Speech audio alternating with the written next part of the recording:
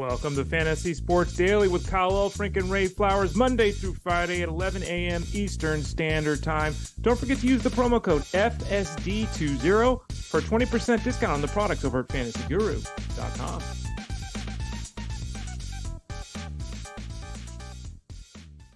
The 5-month race is officially over. May have been over last week for some of you, but now it's over for the rest of us. We welcome you to Fantasy Sports Daily on a Monday, a day in which me, Kyle Elfrink, and he, Ray Flowers, will recap everything that went down in Week 18. As we discussed last week, we realize it's a week that many of you do not play. It is a week where some of you get involved in the DFS world. It might be a week in Week 18 where you just relax. You sit down, you breathe the fresh air, and you say, it's so entertaining to watch football without yelling at the TV screen. That might have been you on Sunday. Maybe not. Ray, how you doing on this Monday post Week 18? I'm doing well. It was really interesting. It was such a surreal experience last night, sitting there watching the final game between the Dolphins and the Bills, and realizing that my Sunday trek, which is a huge trek because no one cares, but I start at like 6:15 in the morning and go to like 8 at night every Sunday. It's over. I sat on the couch. I had a drink. I relaxed a little bit, realized that my Monday was going to be different because I had to write articles I normally have to write and everything. So kind of the nice relief, Kyle, but a little sad to see, I guess, the rhythm of the NFL season kind of change as well. What was the traffic like yesterday morning on Twitter? Was it non-existent? Was it by far? I'm guessing it was the lightest week. Was it like a 75% downtick? What were you looking at yesterday on Twitter? Yeah, to be honest, very disappointed. I would say that there were probably, in general, there are so many questions I legitimately can't answer them. And yesterday there were probably 40 questions in 3 hours. Wow. So it was like, that's a 70% drop, 80%? My estimate has been anywhere from 1,500 to 2,000 questions on normal on a Sunday, depending on the week and everything. So to have 35, 40 of them, I mean, I put out a bunch of tweets about stats from the season and ran polls and try to get people involved, but there were not that many questions, Kyle. Yeah, Week 18, nobody likes it. I enjoyed it in the league where we played the full 18 weeks. I was not in the championship, but Ray, it did come down in our title game to the eventual winner was up by, I think, 4 points going into Sunday Night Football. And his opponent only had Jason Sanders, the kicker for the Dolphins. Yep. And I think he looked it up and, don't fact check me on this, but he said something like Sanders had only scored less than 5 points twice this year, something like that. And of course, Ray, he had 2 points last night in the Bills win over the Dolphins. So winner, chicken dinner for my buddy. He took home his first ever title. He's been in our league for, the early 2000s. So he brought home his first title. And he was somebody playing without Christian McCaffrey in Week 18. He was also somebody rolling with Tyrod Taylor as his quarterback in Week 18, and he still got a title. I'm sure there are other stories like that out there. Hopefully, some of you got into the DFS world, had a little fun with that. It was still a great Sunday to watch football. I enjoyed it. There were still plenty of guys playing and big efforts to be had. And honestly, if you stream guys like A.T. Perry, like that's what memories are made of. I threw a dart and it hit. So we'll break it all down coming up on today's show. Let's give you a rundown of the Week 18 reaction and talk about all the good stuff, some of the bad stuff, obviously. Dallas looked good. Philadelphia did not. Obviously, two teams kind of going in different directions there. We've got injuries that may impact the playoffs. Sam LaPorta, A.J. Brown, both those guys popping up with some issues. Got to give a shout out, and we will, to James Conner of the Arizona Cardinals. I don't know how many people realize this, but James Conner was like a monster in the last 4 or 5 weeks. Like really, really good. Jordan Love, another guy in the second half that really turned it on. Breece Hall continuing to turn it on. And even Derrick Henry. Derrick Henry went old school on Sunday going up against the Jacksonville Jaguars. And of course, it's now Black Monday. We've already got some coaches who are looking for jobs. Could be a pretty wild coaching carousel coming up in the next month or so. So Ray and I will get you the latest on that. Also, Ray, speaking of the latest, an adjusted promo code for people out there. We're now into the fantasy football playoffs, which, again, you can do DFS. You can also do playoff leagues. Ray and I will be talking about some of our playoff leagues coming up later in the week. But, Ray, for people looking for info on strategies, analysis, good plays, bad plays, all that stuff for the playoffs, we got you locked and loaded for that in January, don't we? Absolutely, we do. And again, you can use the promo code FSD20 for any product, no matter what sport, whether it's basketball, hockey, NASCAR, whatever it might be. FSD20 is for that.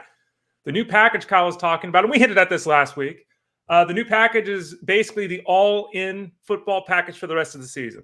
So you get all the coverage throughout the playoffs. You also get our Super Bowl betting guide, which is, for those of you that are interested in wagering, and even people that aren't interested in wagering, bet for the Super Bowl. So you get the Super Bowl betting guide. You get the offseason franchise mode as well. And that basically is our coverage of free agency, our coverage of the draft, the player profiles, all of that. So for $39.99, you get the rest of this season and then the draft coverage as well in the franchise mode. So that's a nice little pick-me-up for those people that don't want football to go away. Yep, and already I think Jeff Manns, I saw this morning over at fantasyguru.com, he's already breaking down the NFL draft. He's given his predictions and calls on how things are going to work for the teams where we know where they are going to be drafting from. Those are also teams known as non-playoff teams in 2023. So you can check that out. And we should also note on the website, I don't think it's up yet, but it will be probably in the next hour or two. We've got the big college football championship matchup tonight. Michigan taking on Washington. I think the kickoff is set for 7:30 Eastern. And we will have the DFS breakdown going up at fantasyguru.com. It may be the final time that we see Jim Harbaugh on a Michigan sideline, because the next time you see him, it may be at an NFL stadium near you. A lot of rumors about Harbaugh maybe heading to the Raiders, to the Chargers. So we'll see if that comes to fruition. But before we get to any of that stuff, let's give you the rundown, as we always do on a Monday, of everything that went down on Sunday. Taking a look back at Week 18. And Ray, I guess we'll start with the Sunday Nighter. That was kind of promoted as the most important, the biggest game of the weekend. And it lost a little bit of juice because Buffalo, by the time they kicked off last night, knew that they were going to be in the postseason. It was just a matter of would they be the 2 seed or the 5 or 6 seed, whatever it may have been. But they were going to be in the postseason. So it was a winner take all for the AFC East, but both the Dolphins and Bills were in. And Ray, a little lacking, I think, in pizzazz. You think of two good teams, and honestly, it was a very messy game between both sides. And Josh Allen is purely one of those guys. And I guess we're just going to have to get used to this and say this is what he is. But Ray, it's like a lot of good and a lot of bad almost every game with Josh Allen now. And he got the win last night. They get the home game. That's a great comeback down the stretch here. 5 straight wins? Most people thought they weren't going to make the playoffs. So credit to the Bills. But Ray, this is still a really sloppy 5-game winning streak where even for the fantasy players, the numbers were good, but the numbers were not great. Like every time you'd want to get excited about Josh Allen, there'd be a dumb sack or a dumb interception or a bad fumble. Kind of a weird way to end the season where he still finished as a stud in the fantasy game, but it wasn't like a stud that every time he played, you're like, this is going to be great. This is going to be awesome. Like even within the same game, the same drive, Ray, you'd be scratching your head saying, what the heck is he thinking with that throw? Well, I will say this. He was always a stud in the fantasy game, right? And there's a difference between that and the NFL. Like you watch him play last night, and it's really fascinating to me. We have such a difference at the quarterback position. Like there are some teams that have no idea what they're doing under center. There's other teams that are forced because of injury to play guys A or B, C, whatever. And Josh Allen is just, like you said, the highs and lows. He encapsulates all of it. He encapsulates the lows of Sam Howell and the highs of Lamar Jackson. Like it's remarkable. And like you said, in the same game. And when you look up, and Josh Allen's carried the ball 15 times. And he's thrown it for 350 yards and 2 touchdowns. Like these are huge numbers. And then there's 2 interceptions on terrible passes. There's a fumble. It's just remarkable that they can still win a football game. And I always get the sense watching him, unlike so many other quarterbacks, Kyle, that even when he makes mistakes, it's okay. He's always got a chance to win a football game for his team. And that's why no one's going to want to face the Bills come the playoffs. Well, and it's why for fantasy owners, Ray, he's still such an attraction. Like you mentioned the carries last night. What in the world? 15 of them? Like everything rides on Josh Allen. And I guess we should just expect him to have, some plays where he tries to do too much, where he tries to fit it in a window. It reminds me a lot like Brett Favre. We remember Brett Favre as a great quarterback, and he won games and Super Bowls and all of that. And, you kind of forget, Ray, about some of the just truly awful games he had with 3 interceptions and, trying to do so much and running outside the pocket and the ball slips out of his hands. I mean, that happened to Brett Favre. He was, for a great quarterback, he was really turnover prone. And that's kind of what we have with Josh Allen. And the other thing to bring up with Allen, Ray, is I think coming into this year, at least my assumption was, okay, we're at a point with Allen where they got to scale back. Remember, we heard things about, they're going to protect Josh Allen more. They don't want him out of the pocket. They don't want him taking on linebackers, so on and so forth. Ray, there's no difference. I mean, and this is what I always say in the preseason, and just a word of warning for, 6 months from now. You get all these reports about, they're going to change this and they're going to change that. And it all sounds great. And then the season happens. And Ray, the season for Josh Allen was, was he at his high water mark? I guess he had 111 carries this year. Last year was 124. The year before that was 122. He had 102. He had 109. So all 5 seasons that he's been a starter, Ray, it's between 109 and 124 in effect. Same guy every year. So, they kept running him. And I just wonder, man, how many more hits does the guy have? How many more touchdowns? He had 15 rushing touchdowns. It's remarkable that at this stage in his career, with the money they're paying him, with the idea that he is still a throwing quarterback, he can make throws that I don't expect Jalen Hurts to make or that I don't expect Lamar Jackson to make. Yet still, Ray, he is running just as much as those guys over the course of a season. Yeah, and we talked about this last week when we had all the talk about Lamar Jackson being the MVP and everything. And just again to remind people, Josh Allen produced 15 more touchdowns than Lamar Jackson. 15.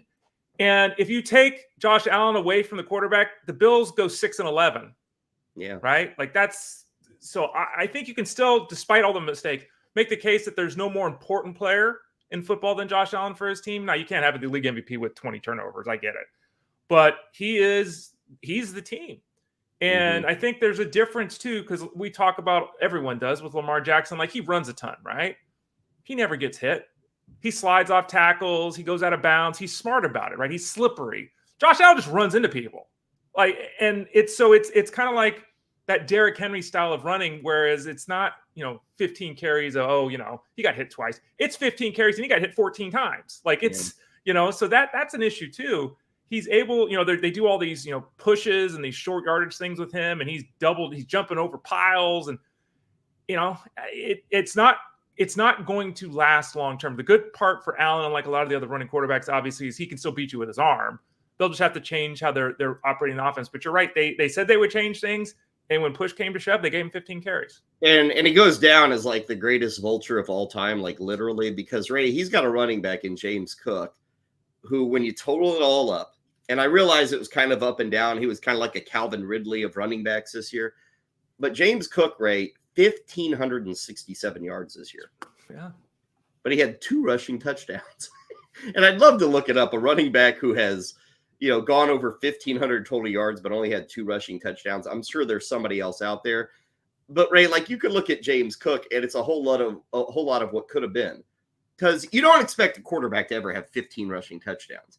If James Cook could have just gotten 6 of those, Ray, we're talking about James Cook as a top 5 pick next year. But because of this lack of touchdowns, because of all the touchdowns vultured by Josh Allen, I don't even know if James could. I guess he will be in a PPR setup, but you can have a debate. Is he an RB1 going into next season, despite what he did this season? Yeah. If he would have got 6 extra touchdowns, right? And they were all 2-yard scores, right? He goes from running back 11 to running back 6. Yeah. In a PPR setup. And there it is. And then that 8 touchdowns would be very reasonable for a guy with his workload and his production and the success of his offense. And so that's why it'll be very important, obviously, to dig beyond just the numbers you see on a spreadsheet or whatever at the end of the season. We dig into and you think about it, and we'll try to read the tea leaves a little bit. And I think depending upon how the season ends for the Bills, they'll have to reassess here. You can't take the running piece away from Josh Allen. It's a vital part of your offense. But you got other guys, and you got to start thinking long term here.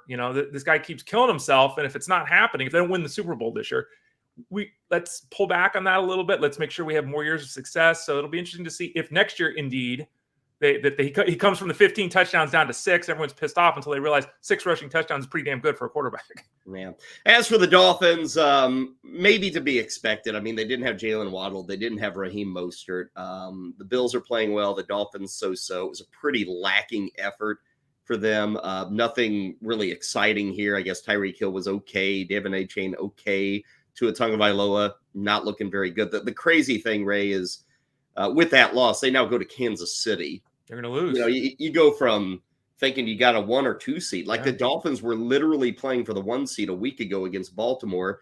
Now, Ray, they go on the road in week 1. And I don't know if you've looked at the weather, but it's going to be like 2 degrees on Saturday night in Kansas City. So that's a shock to the system if you're the Dolphins waking up this morning, now knowing what you have to do in the postseason. Yeah, and like I said, I mean, I think there's a legitimate chance they lose this football game, despite all the struggles of the Chiefs, and this is, we have 2 teams, one in each conference. The Eagles we'll talk about later. 2 teams that, a month ago, these teams are going to do it. They got a chance to win the Super Bowl. Now it's like both these teams are limping into the playoffs, and, the matchups aren't what we expected in the first round. I mean, the Bills get the Steelers. How much more, excited are they about that versus having to face Mahomes and the Chiefs? So it'll be tough to see, even if Waddle and Mostert are healthy enough to play, and we assume they will be. It's going to be tough for the Dolphins to win that football game.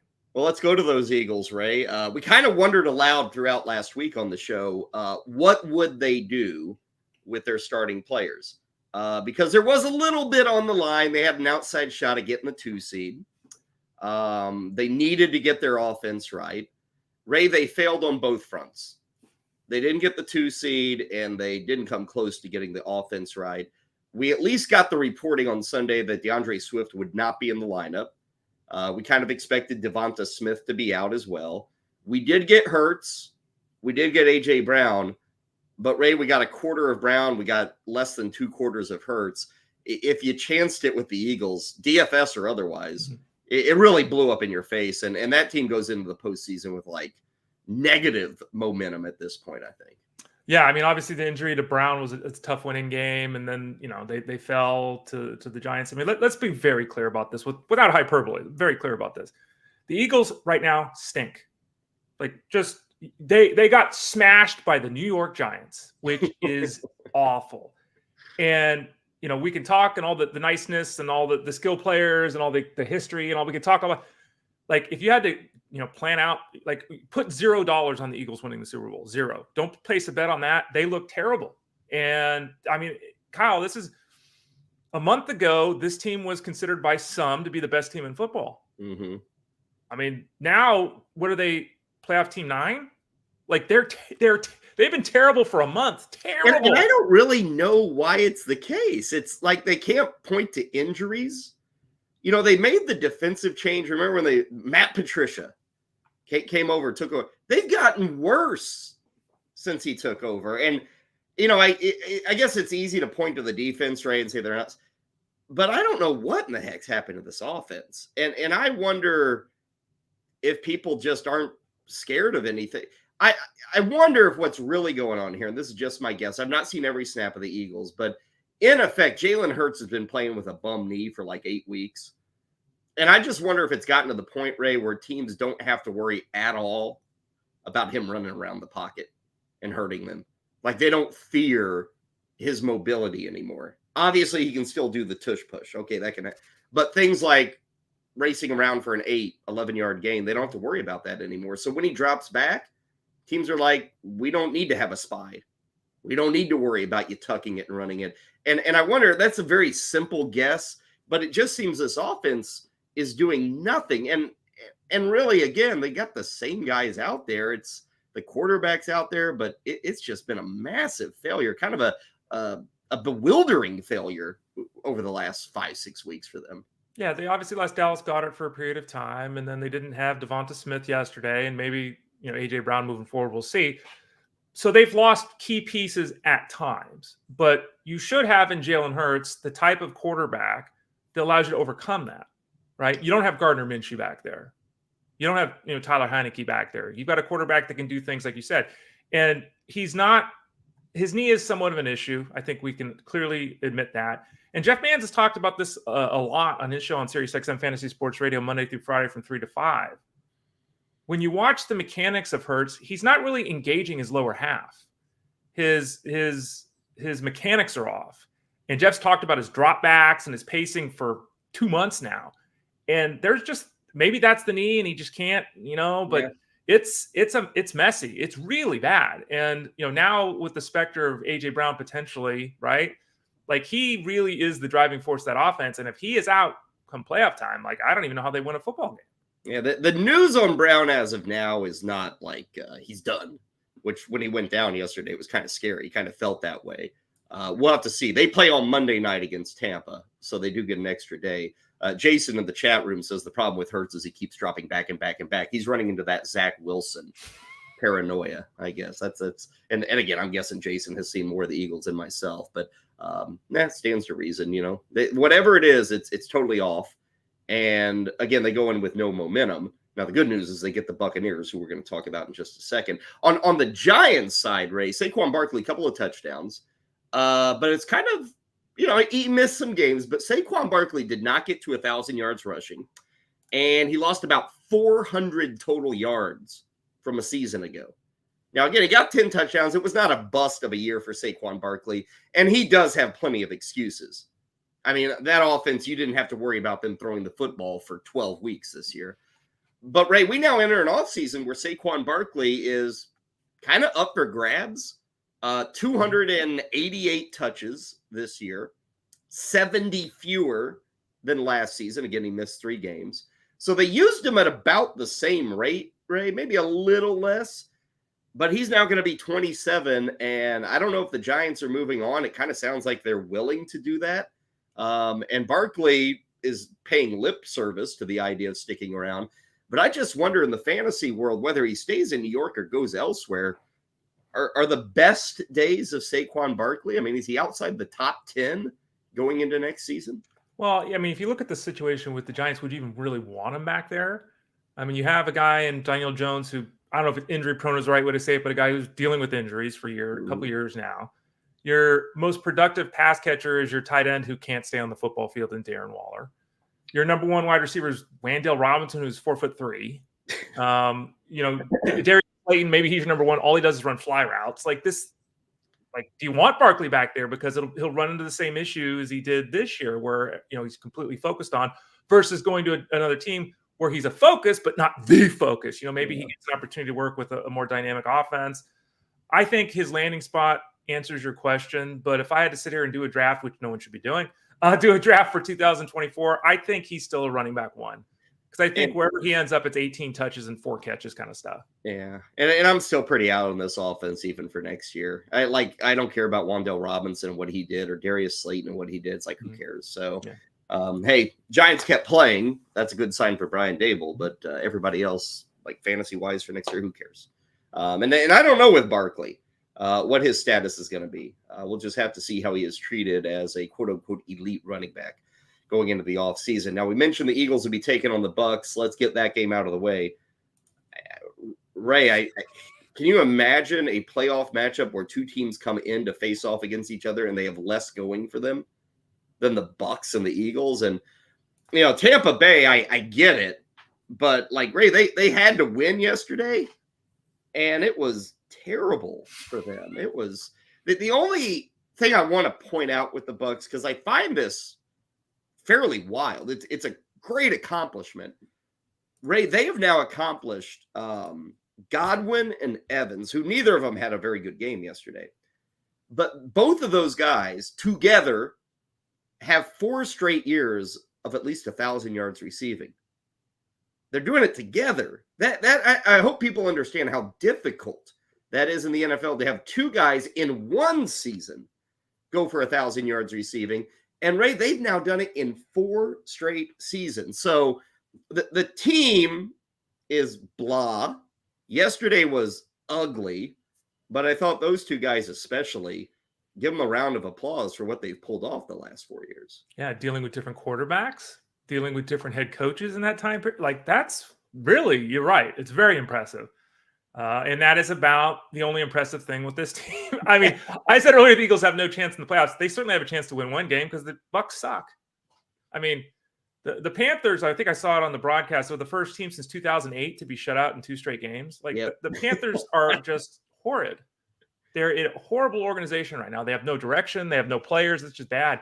And, Baker Mayfield's gutting it out after he hurt his leg and the whole thing. But that team strikes fear into 1% of the population they have.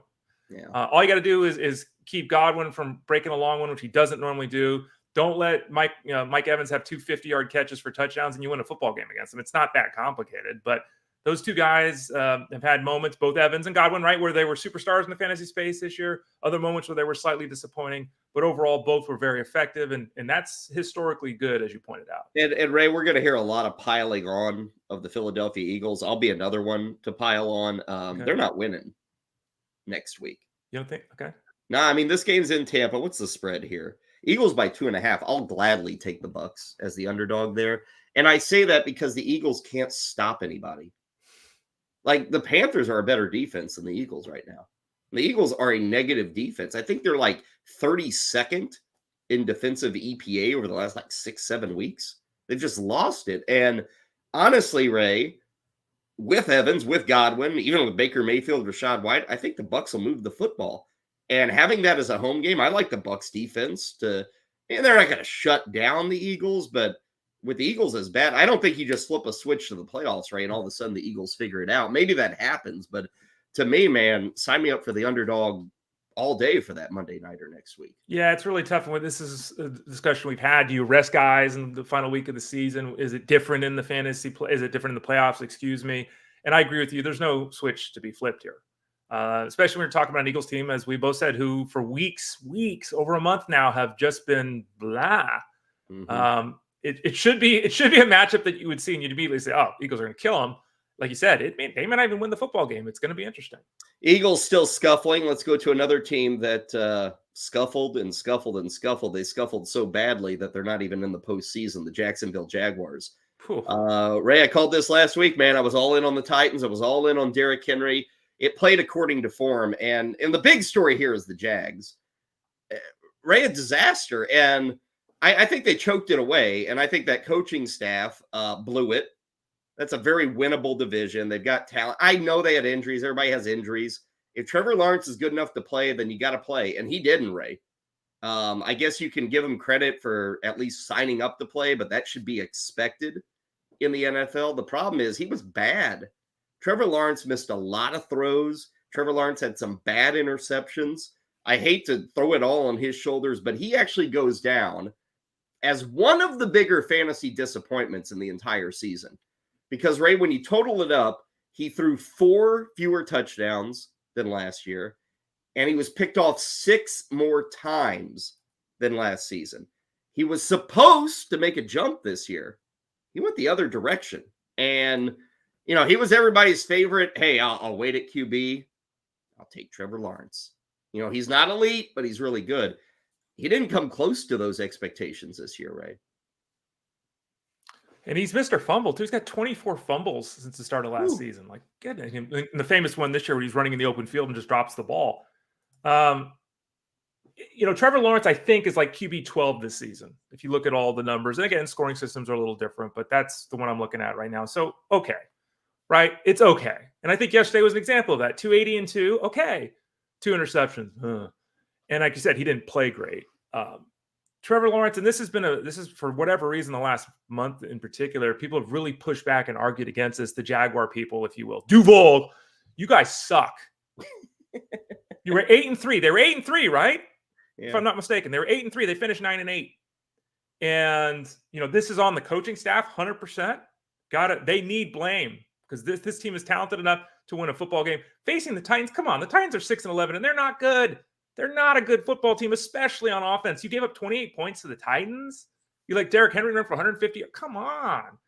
But Trevor Lawrence is the quarterback of this team, and he is the one that's going to get the brunt of this. Yeah. And he certainly did not step forward. As you pointed out, you can make arguments that he stepped backwards. He was supposed to be a generational talent.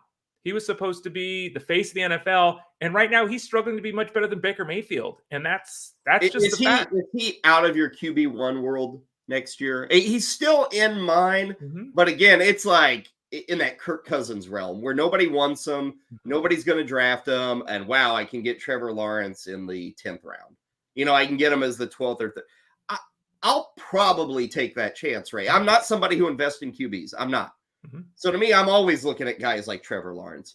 I'd probably still be there. I wouldn't love it with him as my QB1, and God knows if I draft him in the 10th round, I'm getting my second QB probably in the 11th round. You know, I want to have options there. And maybe people would say, well, he's not going to work for me because I want a bridge quarterback that can maybe give me something extra with the running. Lawrence gives you a little bit with the running. It's not Josh Allen or anything, but it's kind of minor league Josh Allen. So I still think, Ray, for a certain fantasy player, somebody who's fine with the idea of a quarterback that probably isn't going to get me 32 points, but can get me in that 18 to 20 range every week. For a guy like me, Trevor Lawrence is still kind of applicable for my fantasy builds next year. Well, I'm looking at my Dynasty League scoring right now. He had 3 more points than Sam Howell. And he had 15 more points than Russell Wilson, who didn't even play the final 2 games. Yeah. You know, so I think that you're totally right. He's in the Kirk Cousins, Jared Goff zone. But those guys are even better than Lawrence, right? They're more consistent. Yeah. And, you know, there is still the hope. There is still the youth. There is still the athleticism that he has over the Goff and Cousins in particular, right? He can run a little bit, as you mentioned. We'll see. I mean, I think there's sometimes the numbers get better or worse, and the performance doesn't naturally follow that, right? Like the guy played better, but the numbers got worse. In the case of Lawrence, the numbers got worse and he played worse. Like this is what happened. And that's very disconcerting moving forward for Trevor Lawrence. A couple of other things with the Jags. Evan Ingram had 10 more catches, finished the season with 114 catches. That is second most for any tight end in any season in the history of football. Evan Ingram, 104. The record, by the way, is Zach Ertz with 116 catches. I think it was 2018. But 114 catches for Evan Ingram. And nobody talks about him at all. But Ray had 115.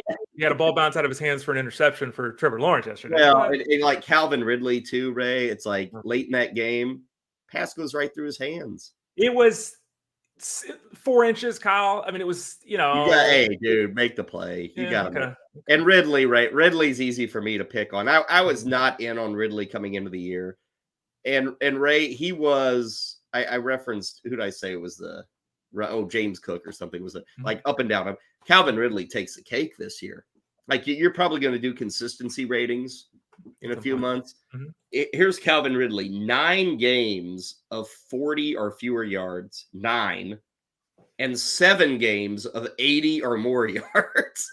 There was no in between for Calvin Ridley this year. He was a top 20 wide receiver too. You know, and you're right, at 5.7, 1.5, 7, 9, 8, 7, like all these single digit efforts in the PPR setup. Yeah. And that, I mean, and again, Ridley can only do what he can do, right? And this is part Trevor Lawrence, this is part the coaching staff, the play calling, all those kind of stuff. And it's why it's frustrating. It's why fantasy football head to head is frustrating. Because in the end, this guy's a top 20 wide receiver, right? He's a top 20 guy. He's got to be starting every week. And there were weeks where he burned you bad. Yeah. Titans get the win. Derrick Henry, big. He said after the game, he kind of treated it like, see you guys. Thanks for the memories, which I get. I think he probably does move on. But if he doesn't find much of a market, I think he could be back with Tennessee on like a 1-year deal. You know, I think he could, if he doesn't find what he wants out there, which he may not, as good as he's been. What is it? He's got like 41 games over 100 yards rushing, which is a new Titans franchise record. The question that I've got here, Ray, is if Henry moves on, is Tajay Spears the answer? I don't think he is. Yesterday he had 2 touchdowns. He's explosive, but Ray, I don't look at Tajay Spears. I mean, that would be quite a switcheroo to go from somebody like Derrick Henry to Tajay Spears in this offense. He'll have a future, but I don't think he can be the guy for the Titans. Yeah, I think ideally he'd be Jalen Warren and they'd have a Najee Harris, right? I think ideally that's the way they should do it. I think the problem the Titans have is the way their offense is currently constructed right now, with all the pieces they have, they're in big trouble next year because they can't have this offense throw the ball 38 times a game and run it 22. Like that doesn't work for this offense. They have to grind it out. They need to play slow football. They need to control the clock. And Tajay Spears is not that guy, in my opinion. I agree with you. He's not a guy that's going to grind out 4 yards, 4 yards, 5 yards, 4 yards. And here, it's a 7-minute drive. We went 63 yards. He's not that guy. He is potentially dynamic, as we saw again yesterday. He's explosive, as we've seen all season long. But he's not someone that they should feel confident in giving the ball to 20 times a week and think that's going to lead to success for this team. Mike Vrabel could be moving on, too, from Tennessee. And there are rumors circulating that maybe New England would be the spot he'd go to. Let's talk about those Patriots. The Bill Belichick era, not officially over, but it could be. And it really went out with a whimper. 17-3, Jets topped the Patriots. I believe that's the first Jets win against New England in almost 3,000 days. Like literally. Like 9 years, something like that. And the number one takeaway here, Ray, is Breece Hall. You want to talk about a guy eating 37 carries and snowy weather. Both offenses suck as is. But 37 carries for Breece Hall. And I heard it mentioned last night. Aaron Rodgers is expected to be back. If he's healthy, obviously that gives renewed life to Garrett Wilson, probably helps Breece Hall. Breece Hall, Ray, the idea of in a PPR setup next year, could he be like a top 3 or 4 running back off the board? And here's my pushback on that. I believe with a better offense, with a better quarterback, we actually see a lot less of Breece Hall. You're not getting 37 carries. You're not getting 25 carries. Now, receptions will help, and he could still be huge there. And I'm not ready to say he can't be a top 3 or top 4 running back off the board in a PPR. But, Ray, I just think we can't get carried away with some of these rushing totals down the stretch because I think everything changes if you have Aaron Rodgers back under center. Yeah, they're apparently going to leave their coaching staff in place, which is a mistake because they bungled this entire season. 42 quarterback changes, and they didn't give the ball to Breece Hall in the year. They were saving him for God knows what to give it 37 times in week 18. I don't know. Coaching staff did a bad job, but they're going to be back, so that's a little concerning. Aaron Rodgers is 40-plus years old. We all assume, hey, it's Aaron Rodgers. He's going to throw 31 touchdowns with 4 interceptions. We haven't seen that guy now in multiple years. So, is his return to this offense, provided he's physically capable of doing it, going to help? Absolutely, for sure. This year was horrid. We've talked about it over and over again. Zach Wilson's led this team in touchdown passes 3 years in a row. Zach Wilson, and he's thrown, what has he thrown? 17 touchdowns, 20 touchdown passes in 3 years? And he's been nothing but terrible in those 3 years. So, of course, it's going to get better, but I think your point is a very valid one with Breece Hall. No running back in an Aaron Rodgers offense is going to carry the ball 25 times a week. It's not going to happen. Aaron Rodgers will utilize screen passes and he'll utilize the running back. He's not going to throw the ball, so we're getting Breece Hall catching 6, 7, 8 passes a week. That's not how the offense is going to work with Aaron Rodgers. So, I think to answer your question, you can make the case strongly that he's a running back 1, Breece Hall. And you can't make the case that he's a top 5 guy because I still think that though Bonaconda was utilized here at the end, they finally moved on from Dalvin Cook. This is one of those scenarios where there is a running back, Breece Hall, who's going to get 80% of the work, Breece Hall, and it's going to be an effective offense, Breece Hall. Yeah. Well, and the field's been wiped out ahead of him. I mean, Austin Ekeler is gone. Nobody's thinking about him as that guy. I don't know if Najee Harris is going to get the RB1 respect. People might feel they got burned by Bijan Robinson. I don't think that's the case because, hey, new coach is coming in. But we'll have to see when we talk running backs. And one thing we will do over the coming weeks is kind of take a deep breath, look at all these positions, what worked, how did things finish up. We'll probably do QBs, this week. But certainly when we get to the running backs, we'll be breaking that down. Let's go to the Falcons, Ray. For those who have missed it, Arthur Smith is out. I don't know if we're supposed to take pleasure in that, but I am. Did you see after the game where he's yelling at I know. And Ray, I get both sides. I get with a minute left in the game, the team lines up like they're going to take a knee and you run it. And that's kind of Bush League, but it's the NFL and you're Arthur Smith. I think he's just jealous, Ray, that the Saints can score easily, and he couldn't score easily all year. And he got embarrassed, and he probably knew that the score was going to make it easy to fire him. Right. So and Dennis Allen, the coach of the Saints, tried to tell him, "Hey, man, I didn't call that," which probably didn't. Jameis Winston admitted that.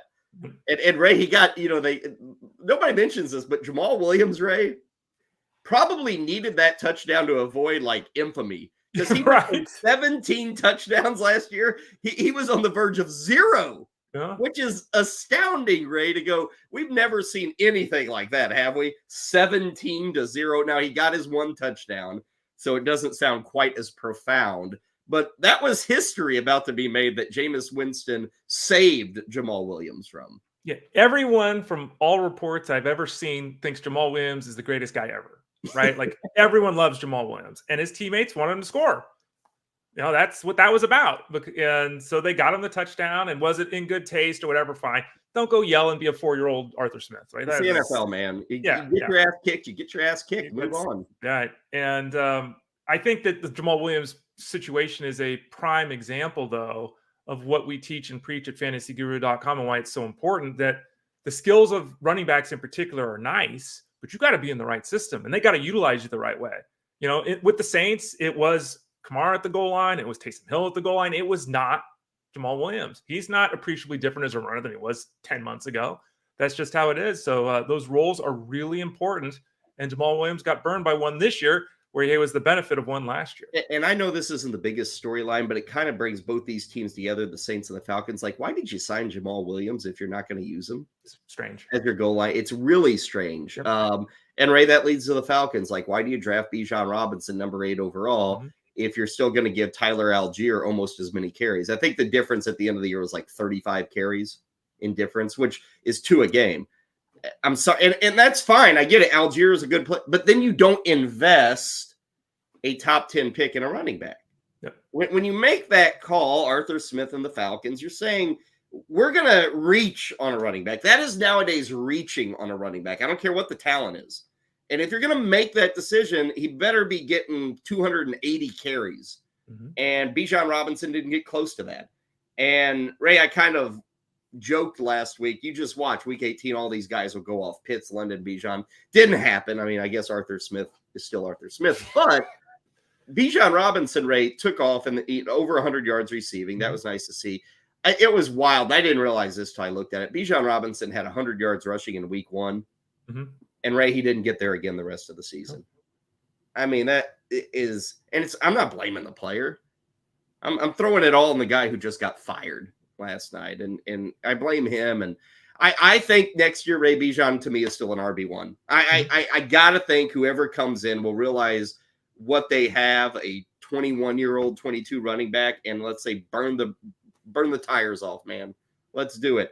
And so for me, he's still going to be an RB1 next season. Yeah, he was an RB1 this year, even with all the disaster in a PPR. He'll be a running back 1 next year. I agree with you. He'll be a high-end draft pick next year because they'll figure out the coaching. I think there's 2 pieces, right? They got to figure out the coach.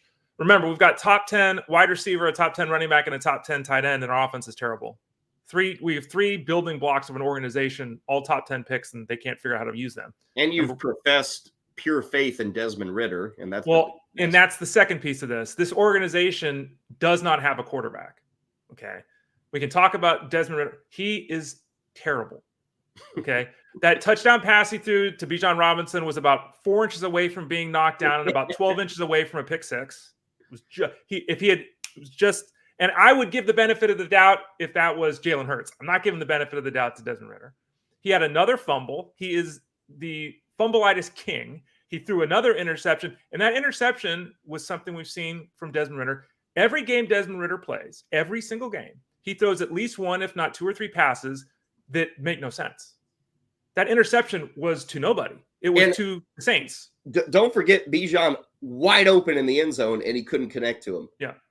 It was a terrible pass. It was an easy touchdown. He can't make the simple throws right now. Yeah, and I don't want to – I mean, he is what he is. He's a backup quarterback. Yeah. So the organization needs to find a quarterback and a head coach, and those 2 pieces can go a long way to determining, obviously, whether the Falcons are an exciting team next year or another one of the Falcon seasons that we kind of just go, we wish things could be better. Shout out to Derek Carr. 4 more touchdowns on Sunday. 25 for the season. but 15 of them came in the last 5 games. So he was one of those guys, if you were scrambling at quarterback and somehow your will landed on Derek Carr, can't complain about it. It wasn't great. It wasn't beautiful every week, but he always found the end zone somehow, some way. Another guy who was huge down the stretch. Let's go to Arizona, Seattle.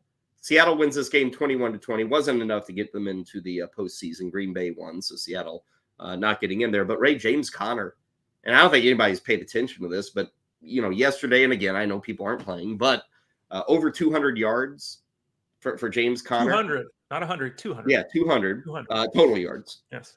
For the first time in his career, over 1,000 yards rushing. In year 7. Now, he's always over 1,000 total yards. Mm-hmm. But this, in the 7th year of his career, is the first time he's over 1,000 yards rushing. And Ray, if you look at all of December, the playoff time, mm-hmm. he was averaging 140 total yards a game for fantasy players. So James Conner was a guy, and he never has gotten respect. I've disrespected him. I thought, Ray, when he left Pittsburgh, it was kind of over. Mm-hmm. He would just kind of fade off and not become anything. But he's kept it going. He's had a very good NFL career and a very good and very solid push at the end of this fantasy season. Yeah, they had a bye in week 14. So from weeks 15 to 18, the final 4 weeks of the season, to your point, James Conner was running back number 2. The only running back that was better was Breece Hall. And the issue with James Conner has long been, not that he's ineffective in games. We all know he's effective. It's, can he stay on the field? And that, again, was there this year, right? He missed some game action and all that. But, he finished on a high note. I can't believe this. The Cardinals kind of finished on a high note despite losing the game yesterday by a point. They actually were trending up at the end. But that's another organization that needs to figure a lot of things out. They say they're going to keep Kyler Murray. They have no choice. Okay. This is what, you're a 500 team with Kyler Murray. That's just how it is. And it'll be interesting to see what James Conner does in 2024, what his role is, all that kind of stuff. And if he can stay healthy, because he's still, as we're seeing, very effective. Arizona falling late in that game. Seattle went for 2 after finally getting a touchdown to Tyler Lockett. I think it had been 7 weeks for Tyler Lockett without a touchdown. Got one late, and then he followed it up with the 2-point conversion as Seattle gets that victory. Let's stay out west. Let's stay in the NFC West. Rams in San Francisco. And there was a lot of intrigue on this game, Ray, going into Week 18, especially in DFS, because we knew all these starters were going to be out. So it's like, okay, which of these cheap guys do I take a chance on? Damn if it wasn't Carson Wentz, Ray. Carson Wentz had not, in effect, he hadn't thrown a pass in 53 weeks. And Ray, I get it. He was facing second and third stringers for the 49ers, but the dude produced 3 touchdowns. I know he created some DFS winnings for some people on Sunday. 3 touchdowns for Carson Wentz. That was a beautiful thing. Puka Nacua got a touchdown. He set the record for receptions and yardage by a rookie receiver. On the San Francisco side, Ray, we went back and forth, Mitchell or Mason, Mason or Mitchell. I guess we can say when it was all said and done, Mitchell was the guy who got the work for San Fran. It was. Yeah, Mitchell got the touchdown. He had twice as many touches as James Mason. And, in the end, I think this is a perfect way to end the season in 2023 with beat writers failing yet again miserably.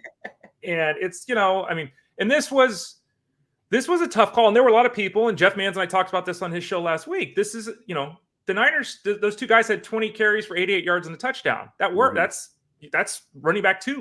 We love that in the fantasy space, but it was 2 guys. Mm-hmm. And the guy that we heard all week, I guess we should have gone, because remember how this went on our show, right? I made fun of the article I read that said it was going to be Mason on the waiver wire. I said, it's got to be Mitchell. Then at the end of the week, we're like, well, we're getting all these reports. We're going Mason. I guess I was wrong. In the end, I was right at the start. We should have just gone Mitchell. And it was the first drive of the game was all Elijah Mitchell, and that's when he got his touchdown. Yeah, and, at the end, the Niners should have won this football game. Conley dropped the pass. Ray McLeod dropped the pass. They should have still won the game. But I think the storyline was, as you pointed out, the fact that the beat writer was wrong with the running backs. And on the other side, Carson Wentz was good. He made some nice passes. 17 carries, Kyle. Even more than Josh Allen. Yeah, Carson Wentz led the Rams in rushing yardage. How about that? Carson Wentz. Nacua, Ray. Mm-hmm. Not going to be a wide receiver 1, is he? As long as Cooper Kupp's there, I don't think anybody's going to call him a wide receiver 1, despite the historical campaign that he had. Yeah, and I was thinking about that because in one of the leagues I'm in, a keeper league, I have Puka as a 16th rounder. I took him in the 16th round this year, so of course I'm going to keep him next year. Yeah. And I'm trying to think, what what's a good season for him? 85 catches, 1,100 yards, 6 touchdowns. That'd Like, be a good season, yeah. Yeah, but it'd be hugely disappointing, right? I don't know how many people are going to draft him hoping he's Calvin Ridley, right? They're going to draft him hoping he's the guy he was this year. And it comes down to multiple factors. One, McVay is back. He said that. Good. We assume Matthew Stafford will be back. Good. What's the health of Cooper Kupp? Yeah. And That's Ray, what I it's will about. say Kupp's getting up there in years, and the kind of injuries he's dealing with, they just wear on you. You know, it's kind of, and what's his age? Next year he'll be 31. I mean, I'm not expecting much from Cooper. I think Nacua could actually be a bargain if you get him as your second receiver next year. Yeah, and it all depends on, it all depends. It's easy to look at a rookie who just set 2 records one of them that's been around for 60 years and to say, well, duh, guys. It's easy to say I'm taking that guy, but it's not that simple. We'll need all this information to digest to make the final call. I feel confident in saying he's an every week starter next year. I don't think we're going to get craziness here, but I don't know. Even so, like, does he do anything well enough to legitimately say, even if Cooper Kupp struggles again, he can do this? Or is this merely a result of Matthew Stafford, right? If he's catching passes from Brock Purdy, it's 80 catches, right? So people look back at the history of Matthew Stafford. Stafford finds a guy and throws and throws and throws and throws the ball to that guy. If Stafford's not the quarterback, that would change things too. And Greg in the chat room brings up the fact that a lot of people expressed concern about Nacua when Kupp was coming back. I don't know exactly where Ray stood. I can't tell you where I stood. I did not. I read those same reports, Greg, and I kind of scratched my head because I said, you don't just turn away from a guy who's done this in like the first 3 or 4 weeks. But so I was with Greg. I thought Nacua would still have a role, all that stuff, but it's very evident it was a hugely front-loaded season. Like, how many people realize Adam Thielen had over 100 catches and over 1,000 yards? Like, Adam Thielen. But he did nothing in the last 7 weeks. He had 27 catches in the last 7 weeks, Adam Thielen did. So it's no knock on Nacua. It was a really good year. He did pull back a bit, but I was with you, Greg. They had to use him. They weren't going to just bail on Puka Nacua, and if he kept the faith, did work for you. Remember, too, though, 4 of 6 weeks from week 6 to 12, 4 of 6 games, he didn't get to 8 points in a PPR setup. So, it was extremely front-loaded and then that huge finish. It was actually bookended. But there was a period of time there where he was struggling to even be a wide receiver 3. Kansas City and the Chargers. This one can be quick, Ray. Although, I'm guessing Kansas City was kind of popular because, again, they were a team sitting everybody. LaMichael Pirine, like, he got 21 carries. He did nothing with it. Chiefs did nothing. Chargers did nothing. The only touchdown was a defensive touchdown. The highlight of the game was Chris Jones getting a sack and making $1.5 million because he reached an incentive. The only other thing to say here, well, 2 other things. Easton Stick threw the football 47 times and ran it 13 for a grand total of 12 points. I mean, that's a guy where you're like, I don't care if he gets hurt. We're not having Easton Stick anymore. Who cares? But the Austin Ekeler thing, Ray, 10 carries, 11 yards. I guess he got 7 catches, but you talk about a guy who is entering a very uncertain real life future and fantasy future. That's Austin Ekeler. I can't imagine he's back with the Chargers, Ray. I can't imagine he gets a multi-year deal from anybody. And I really wonder wherever he ends up, people are going to look at these numbers this year and say he looks washed. He looks like he's finally lost it. Good luck to him on the open market, but I feel, Ray, he lands in a spot that he's never going to get what he had with the Chargers. Those days are gone, and that's going to make him mostly an afterthought, I think, for people in our position in the fantasy world. Yeah, let me say something really stupid, but is there an appreciable difference right now between Austin Ekeler and Antonio Gibson? I don't know. I mean, and that's remarkable for a guy who scored 38 touchdowns in 2 years and is setting records for receptions, but that's where we're at. It can go that fast. Now, the Chargers offense was a mess. Their coaching staff was a mess. Their offensive line was a mess. Like, this is not all on Austin Ekeler, but there's not a metric out there that I'm aware of, and people can share it with us at the Ray Flowers or, here at website, Discord. Are there metrics that suggest he did anything better this year than last year? I don't think there are. Yeah. And that's a legitimate concern with Austin Ekeler. Let's go into another uncertain offseason, the offseason for the Chicago Bears. They kind of finished the year with a thud. Things were trending upwards for Chicago. They go to Green Bay, ran into the Packers, ran into the very hot Jordan Love. By the way, Jordan Love, just to let you know, who had him for 32 touchdowns this year? Not me. 32 touchdown throws for Jordan Love. Also, 8 of his final 9 games, he threw multiple touchdowns. He had 1 interception in the last 8 games. Ray, damn impressive, right? I mean, that Packers team was not expected to be in the postseason because they had a lot of uncertainty on both sides of the football, a lot of youth. They didn't have Aaron Jones half the season. Their wide receivers, Ray, were rarely healthy. Yep. I don't know if a guy made it through the year healthy, and that receiver, pretty damn impressive for Love and this coaching staff where the Packers got. Yeah, his last season as a starter for the Packers, Aaron Rodgers had 26 touchdown passes, 32 for Jordan Love. And again, I'm nitpicking here because there could be potential greatness here, but dude, stop throwing off your back foot. Mm-hmm. Even the touchdown, stop throwing from a lawn chair, man. Like, he's got big time talent. He's clearly settled in. I think the coaching staff, to your point, Kyle, deserves a ton of credit here for what they were able to do, because there were also long periods of time, not just where the receiving core struggled, there were long periods of time where they couldn't run the football. Like A.J. Dillon is, I mean, 1.7 yards in a cloud of dust. Like, Ickey Woods could probably be as successful at this point. Like, it's really bad. And with Jones missing all that time, they had to lean on Dillon. But yeah, this is a pretty damn impressive season. I totally agree with you. The Packers deserve credit for what they did. They'll be going to Dallas on Sunday to take on the Cowboys. As for the Bears, Ray, I mentioned the uncertainty. This whole offense looked bad yesterday, and I realize that lands on the quarterback. I get it. And Fields did not lift his team up. They couldn't sustain drives. It was a pretty ugly effort. And now, Ray, we enter 3 months of smoke screens, innuendo, and rumors. I'm not changing. I've been in this spot for 2-3 months. I think you stick with Fields. I think you take that number 1 pick, you try to trade it. You go down in the draft, you get extra picks just like you did last year with Carolina. Or you use the number 1 pick and you get something you need.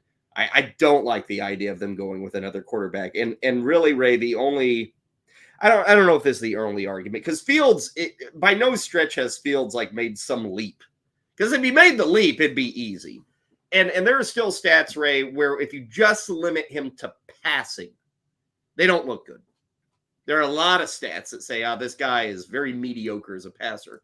Understandable. So was Lamar Jackson for 3 years. I think the Bears are struggling with the idea of just embracing what they've got in Justin Fields. Like, they just need to turn him loose. And I get it. That's not a long-term way to success. But Philadelphia's embraced it with Jalen Hurts. The Bills have embraced it with Allen. The Ravens have embraced it with Jackson.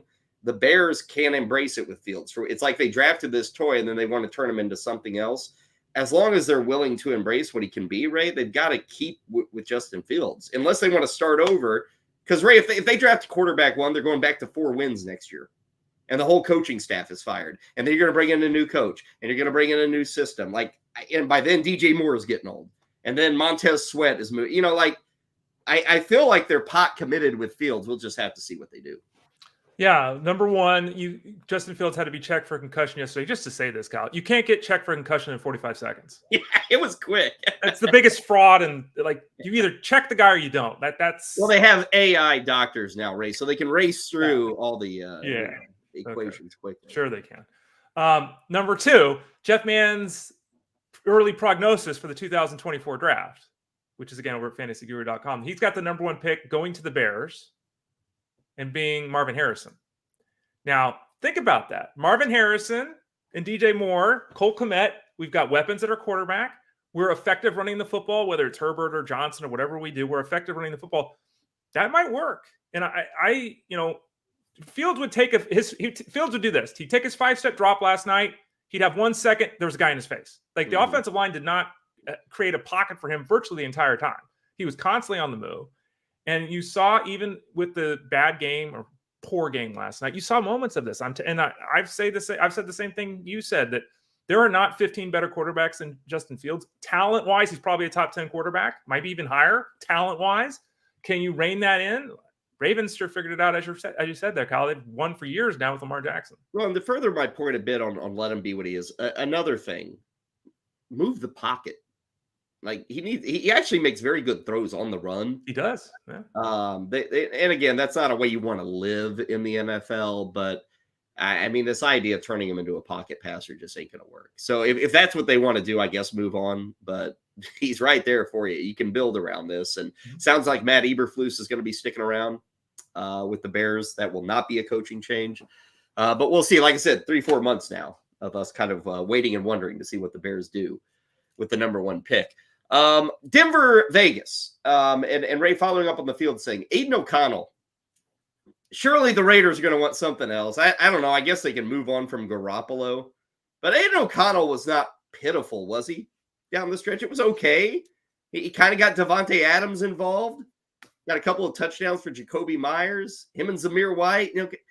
It was okay, but I'm going to say the Raiders don't want to be going into next season with Aiden O'Connell as their guy. I would not fall for this final 6 weeks or so. Yeah, I mean, you can make the playoffs at 9-8. And if the Raiders want to try to make the playoffs at 9-8, keep Aiden O'Connell. He's not a difference maker. He's not. He should be a backup, and I don't think that's saying a ton. Yeah. We don't know who the head coach is going to be. We don't know if Josh Jacobs is going to be back. We don't know if Devontae Adams is going to talk his way out. There's a lot going on here with the organization and what the future holds. I don't think that Aiden O'Connell again is a franchise quarterback. He's a guy that you can bridge, and he's a guy that can be effective. Okay. But there's a difference between having a quarterback like that and having real aspirations. And if you have real aspirations of doing something, I just don't think he's the guy for that. You mentioned Adams. Shout out to him. 4 straight years of at least 100 catches and at least 1,000 yards. That's big time numbers there. Aiden O'Connell, you say, hey, well, you want to be average, fine. Zamir White, because there's a good chance, Ray, Josh Jacobs moves on. You think Zamir White, I do not, by the way, think that his 4-game run here with a lot of work and a decent amount of success has made him the guy for the Raiders. There's going to be competition coming in, right, Ray? I mean, if you're in a dynasty and you picked up Zamir White for a song, you're in a good spot. But I don't think, Ray, we saw something in this final month that has the Raiders thinking, yeah, he's going to be our guy next year. Let's sign him up for 275 carries. Well, if they want to be the Steelers, he can be Najee Harris. He can be that part of the backfield. He can be a significant part of this team. I think he can be their lead running back. Is he a third down guy? Is he a pass catching guy? Is he someone you really want to give 25 carries to? No.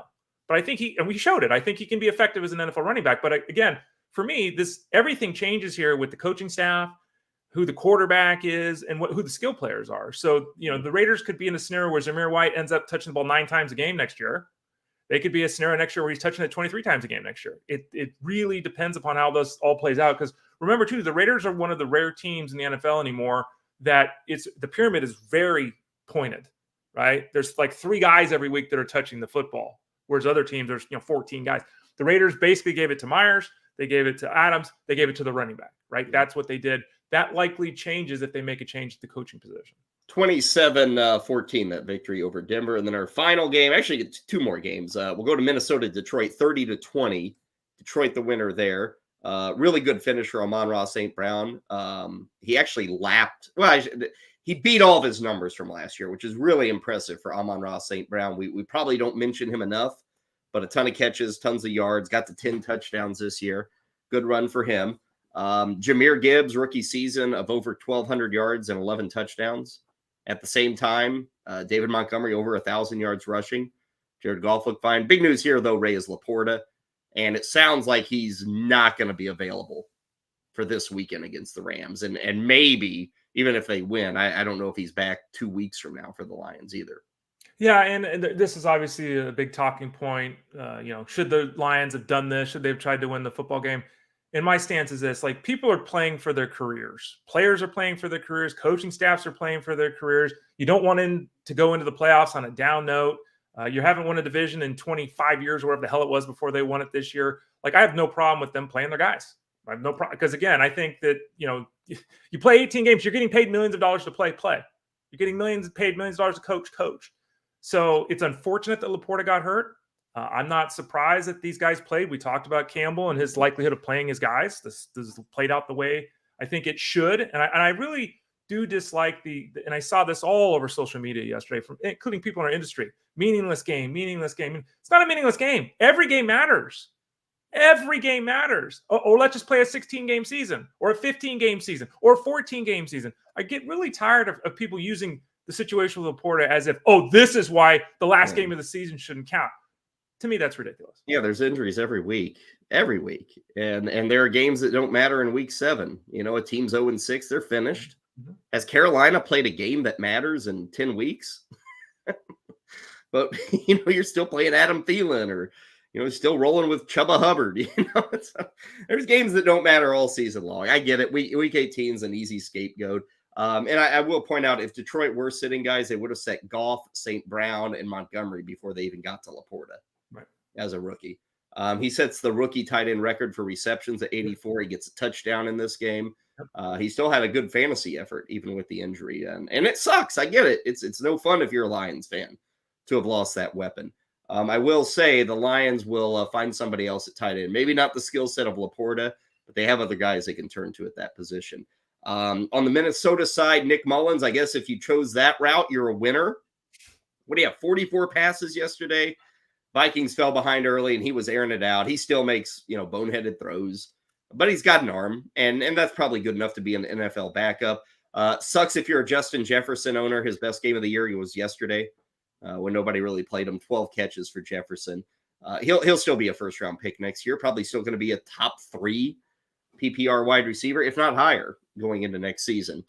Final game, Ray, Cleveland and Cincinnati. Browns mailed it in. I mean, yesterday they're losing 24-0, Ray, and they're still running the football. Like they just wanted to get out of Cincinnati. They had a couple throws late. Driscoll to David Bell, 2 touchdowns there. Cincinnati looked good. But again, Ray, about the only thing here is Joe Mixon finally doing something. First game of the season over 100. First game of the season over 90. There's a good chance. Well, I would say there's a good chance. Not that I've delved into the machinations of everything with the Bengals cap. But, Ray, they may move on. There were rumors about this in the previous offseason. Right. Joe Mixon's kind of an easy cut for the Bengals this season. Remember, they're paying Joe Burrow now. Jamar Chase is going to get money.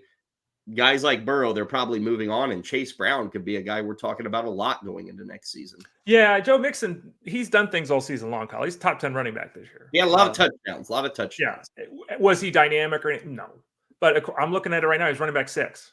Yeah. So, it just adds up. And this is what you and I have talked about for years. Even when you're not necessarily a dynamic weapon, when you're not Christian McCaffrey or Breece Hall, if you get 17 touches every week, you end up being there at the end of the season. And I think we saw that with Joe Mixon. And you're right. They could decide to move on. They had to make a decision on T. Higgins, and I think that's the big one. No one really expects them to bring T. Higgins back, but would they rather dump money into T. Higgins or Joe Mixon? T. Higgins would be the answer to that. So, yeah, I mean, Mixon's been a very workmanlike producer for the Bengals for years. We saw that again at the end of the season. But yeah, his status for fantasy in 2024 is completely up in the air. Cleveland headed to Houston. That'll actually be the first playoff game on Saturday. A quick look at the schedule. 2 games on Saturday. Browns against the Texans. I think that's a 4:30 Eastern kickoff on Saturday. Saturday night, Dolphins and Chiefs. Remember, it's going to be frigid. And remember, that game is only on Peacock. Ray, are you a subscriber? I get Peacock as part of my – so yes, but hopefully everyone else is too. I'm not, and I'm using it as an excuse to go to the bar. Okay, there you go. You got to make sure the bar has the streaming rights. Yeah, right. That game is stream only. 3 games on Sunday. Pittsburgh at Buffalo, Green Bay at Dallas, and then Sunday night should be a fun one. Rams at Detroit. Matthew Stafford, Jared Goff. So that'll be revenge. And then Monday we end with a whimper.